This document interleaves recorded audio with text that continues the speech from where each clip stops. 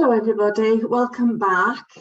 My name's Helen Quarmby and this is my lovely friend and colleague Olwyn Jennings, who's a channel coach and healer. So we're just coming back today, continuing our little chats about something we've I suppose labelled people pleasing. We are offering this new healing program, Transforming People Pleasing, on the 24th of February.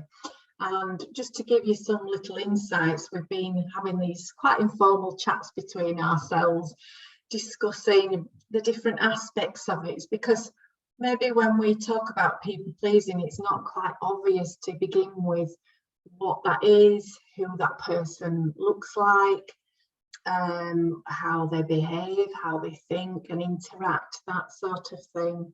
So today we decided we'd like to have a little chat about the aspect of being ungrounded, what that means, and it's in particular the physical aspects of being ungrounded, how that looks in somebody and how that feels, because I know, having gone through and worked with a few mentors over the years, it was never really described to me in full how that would look like or feel like in my physical body. It was just, you're not grounded, you need to ground. And it's like, oh, all right then.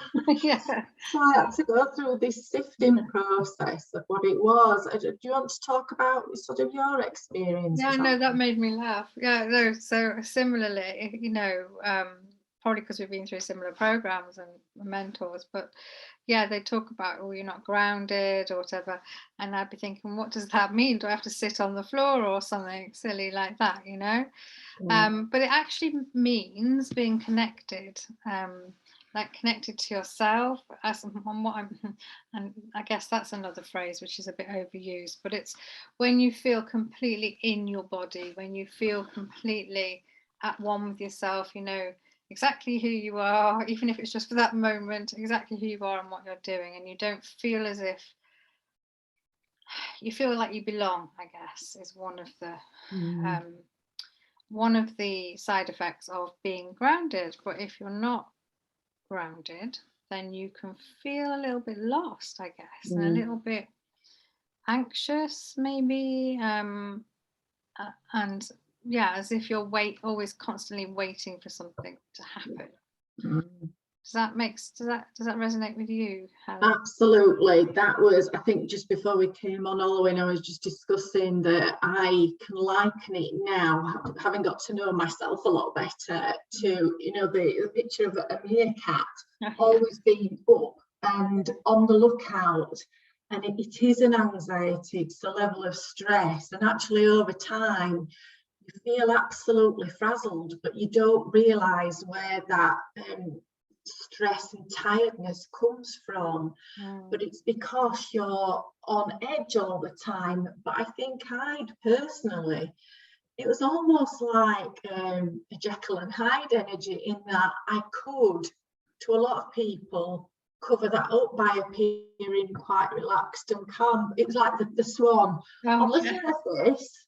Yeah, quite peaceful and tranquil, but underneath, completely just treading water all the time. Yeah, no, I've likened myself to that, the swan analogy, quite a lot, because people assume when they see me that I'm, you know, calm and I've got it all together, and quite often, like you say, I'm paddling like that underneath, going, oh yeah, everything's fine. But yeah, it's interesting. But that came for me, you know, that a lot of that did come from constantly worrying what other people wanted, needed, so that I would either fit in or be loved by them, or you know, I'd feel part of, I don't know, part of their tribe, or whatever it was that was going on at the time, which was a drain on energy. Absolutely. You know, isn't it? It is. It's exhausting. Yeah. Absolutely exhausting. Yeah. And hence, a lot of people couldn't understand this about me, and perhaps I could have been labelled lazy. I used to work really, really hard, but then I just wanted to be on my own, and I can nap on an afternoon because I've drained my energies totally. Yeah, no, absolutely. No, I know how that feels. Yeah, no, it does. It becomes like you need your space, and you just need to almost go close up, isn't it? Like close down, sorry. Because it's the only way of, well, sometimes it seems like the only way of not being on this constant alert. And I remember once, having some blood tests. It was all to do with nutrition. I think at the time I was trying to lose some weight and all the rest of it, and she said it would be a good idea to have blood tests, and my cortisol levels were through the roof, and that's related to stress. But I was like, well, I'm not really stressed about anything, because there was nothing major going on in my life. Nobody had died at that point. I've had a few deaths in my family, but at that point, nothing, that you would feel that was stressful. But I think it was accumulation of everything. That of this meerkat, or the swan, or however you want to put it. And I'm sure that's partly it, part of the reason. Maybe not all of it, but part of the reason. And have you ever thought about what it is that maybe led you to be like that, Olwyn? Yeah, I mean, obviously I've worked on it. I'm a lot better than how I was. My boundaries are a lot stronger, but there is still that fallback position sometimes of, well, it's just easier to go along with something, even though which sounds awful, really, because that's not what I teach, and it's not what I'm trying to be. I think it's really, I was reading something the other day, and it said, it was it's quite spiritual actually, but it was saying, when you're born, you come into this world full of like unconditional love, and you expect that back, subconsciously you expect.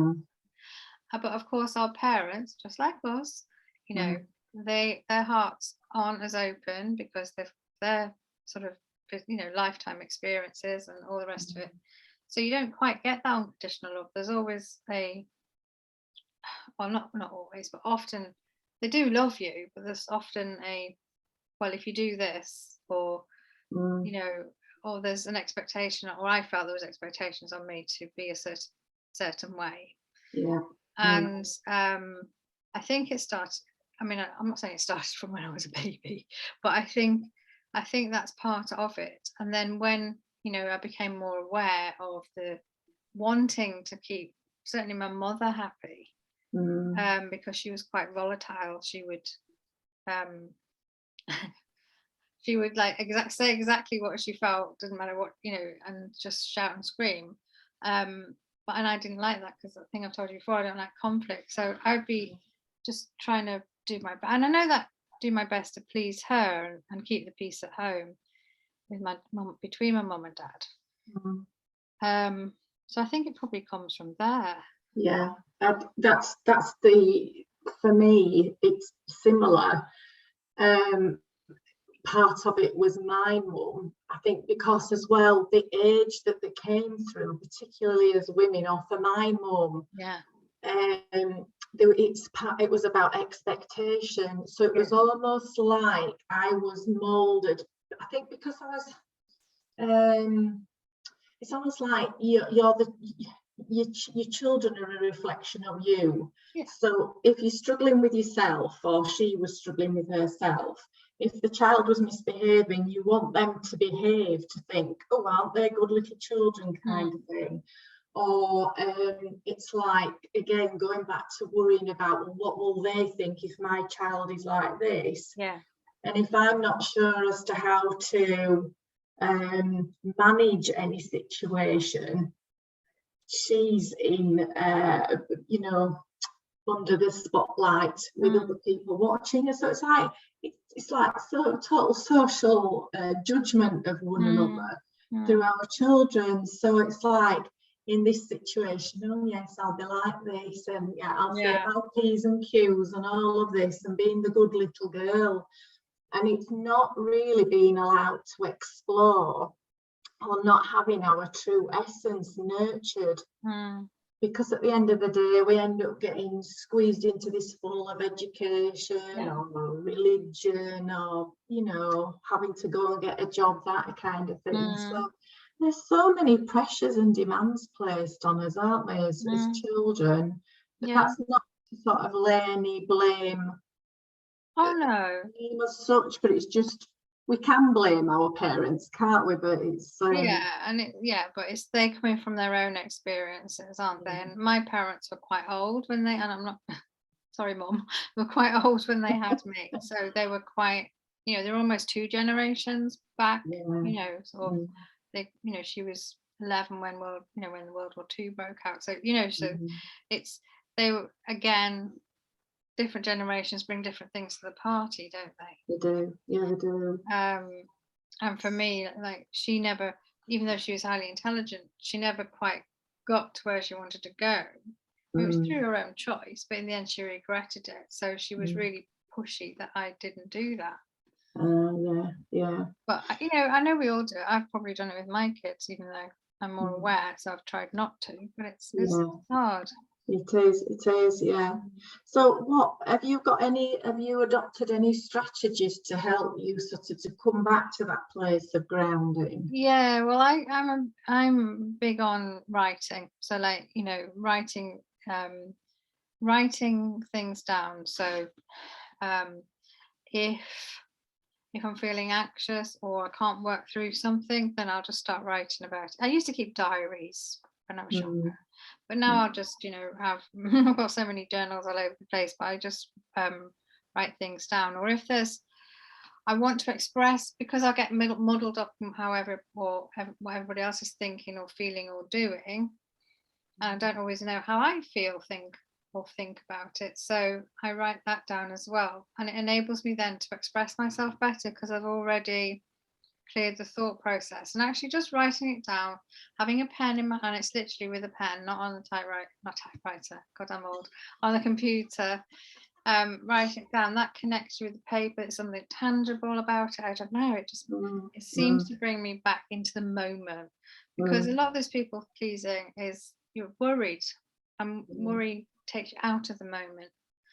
And occasionally, you know, if I've wanted to say something to somebody, I wasn't sure how, I'd write a letter, and I might never give them that letter, but it's just a good way of focusing my thoughts and my feelings, and then maybe then I feel in a better position, or a stronger position I should say, to then say how I feel.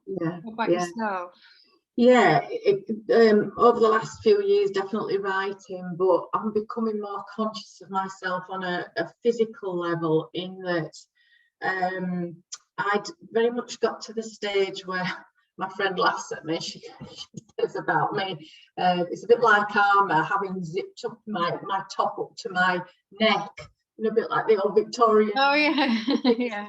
In that I got so rigid that I wasn't aware of it, but there was this sickness about me. I couldn't move very well, and I'm very anxious about moving in public, that kind of thing. So it's about becoming in the moment, like you said, being present and aware of what your physical state is. You know, where are your shoulders?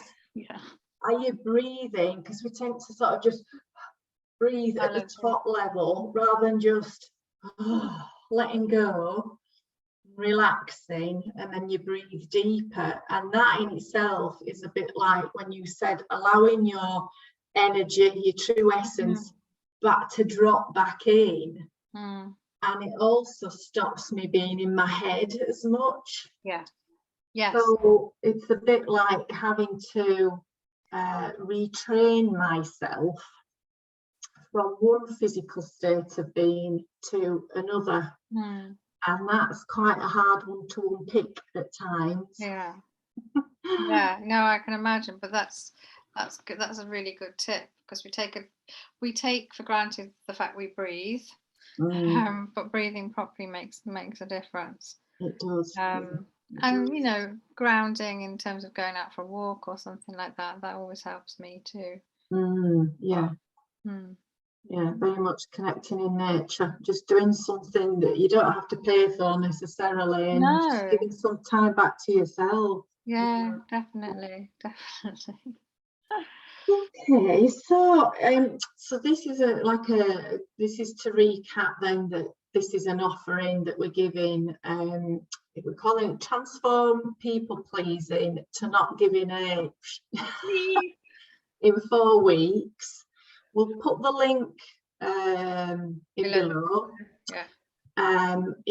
We are covering 4 quite significant aspects of people pleasing. It will be done via Zoom, but people will be part of a Facebook group, and you will, you know, certain people will get the opportunity to be in like a hot seat, and we will be bringing healing and clearing to whatever comes upon those times.